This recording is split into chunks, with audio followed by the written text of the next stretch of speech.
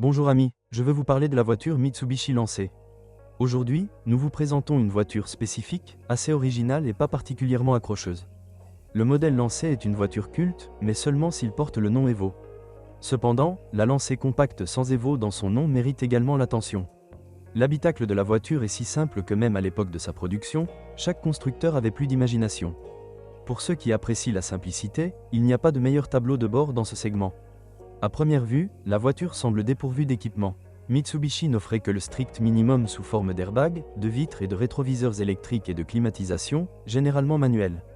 Il y avait de l'ABS à bord, mais rien d'autre. Cependant, si vous passez un peu de temps dans la version sport, vous serez enchanté par le volant Momo, les véritables accessoires sportifs en aluminium, les horloges reprises directement de l'Evo, la sellerie en cuir et les sièges très confortables qui vous maintiennent bien dans les virages. Le plus grand avantage de cette voiture est sa qualité de conduite. Certains propriétaires ont l'impression que la Lancer se conduit si bien que le SP serait un gaspillage d'argent. La vérité peu connue qui éclipse les excellentes qualités de conduite de la Ford Focus est que la qualité de conduite de la Lancer CSO a toujours été classée au premier rang lors de tests indépendants. Malheureusement, il manque le confort offert par la Focus, même si beaucoup dépend de la version d'équipement. La version sport la plus intéressante avec une suspension légèrement abaissée et des pneus à profil bas de 16 pouces est cependant relativement ferme, mais roule comme un rêve. Hormis sa suspension arrière indépendante, la Lancer CSO ne se démarque pas vraiment de ses concurrentes. La voiture n'avait aucune finesse technique, même la suspension arrière était simple par rapport à des conceptions similaires. Les modèles avec une transmission automatique sont extrêmement rares. Il vaut mieux oublier d'emblée les systèmes multimédias avancés ou les systèmes d'aide à la conduite. Moteur. La Lancer CSO était équipée de deux moteurs à essence, 1,6 L et 2,0 L.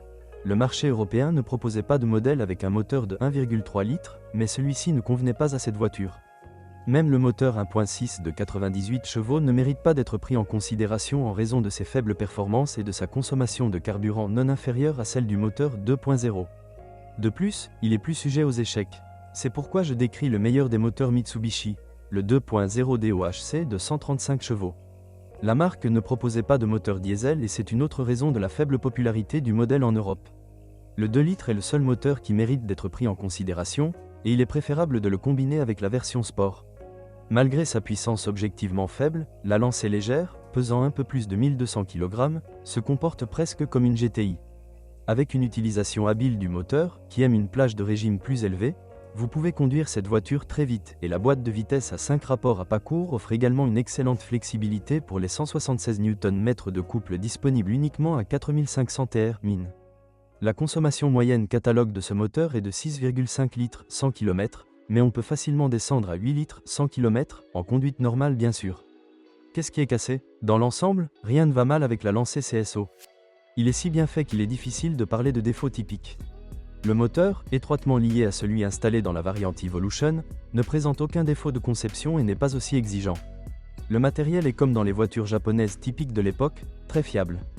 Le moteur est doté d'un réglage hydraulique des soupapes, donc, à part les changements réguliers de liquide et de filtre et le nettoyage occasionnel du corps de papillon, il ne nécessite aucun entretien et peut facilement durer 400 à 500 000 km. Il existe quelques rapports de fuite de pompe à eau ou même de rupture de courroie de distribution, mais ils sont destinés aux utilisateurs économes qui voulaient des pièces au prix d'une Fiat, de la main-d'œuvre pour presque rien et la pompe à eau évaluée par un mécanicien. Les sondes lambda tombent généralement en panne lorsqu'elles sont exposées au GPL, mais pas pour cette raison, mais en raison du kilométrage élevé. Il se passe bien plus de choses en dehors de la transmission. Les Lanciers aiment la corrosion, mais pas trop.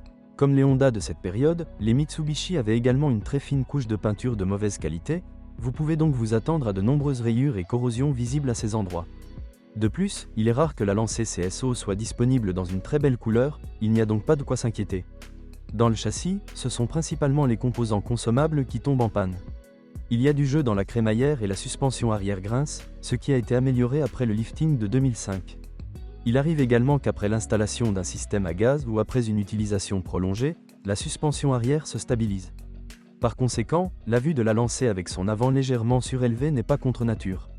Les utilisateurs se plaignent également de la déformation des disques de frein, qui ne résistent pas suffisamment aux températures en raison de leur petit diamètre. Les coûts d'exploitation sont généralement faibles à condition d'acheter un bon modèle et de le faire fonctionner au GPL. La consommation d'essence est assez élevée. La consommation d'essence fluctue souvent entre 9 et 12 L 100 km, Mais pas tant à cause du type de carburant, mais plutôt du manque de modération dans l'appui sur la pédale de droite. Il n'y a aucun problème à faire fonctionner ce moteur avec une bonne installation de gaz. Les faibles coûts d'exploitation sont le résultat d'une grande fiabilité. Est-ce que ça vaut le coup? La voiture mérite d'être considérée comme un véhicule très fiable qui ne cause pas de problème majeur. Si vous recherchez une compacte spacieuse et dynamique, que vous n'avez pas peur de rouler au GPL, que le style moyen ne vous rebute pas et que vous souhaitez qu'elle ne vous laisse jamais tomber sur la route, alors la Lancée CSO sera l'un des meilleurs choix. Si, par contre, vous avez besoin d'un grand coffre, ne regardez même pas cette voiture. La Lancée CSO est une voiture très réussie sur le plan technique et du design, mais qui ne répond tout simplement pas aux besoins de l'Européen typique. Il vaut la peine de rechercher une carrosserie de type Bréac. Merci de m'écouter, n'oubliez pas de vous abonner à la chaîne et de noter ma vidéo. Si vous connaissez des problèmes avec cette voiture que je n'ai pas mentionnée, assurez-vous de les publier dans les commentaires. Bonjour les amis, vous cherchez une voiture d'occasion? Vous devez prêter attention au site web carm.pro. Carm.pro est grand catalogue de voitures, moteurs, boîtes de vitesse. Et le meilleur, c'est que vous pouvez trouver des informations sur les pannes de n'importe quelle pièce, complètement gratuit. Allez sur le site web carm.pro et découvrez tous les éventuels points faibles des voitures d'occasion.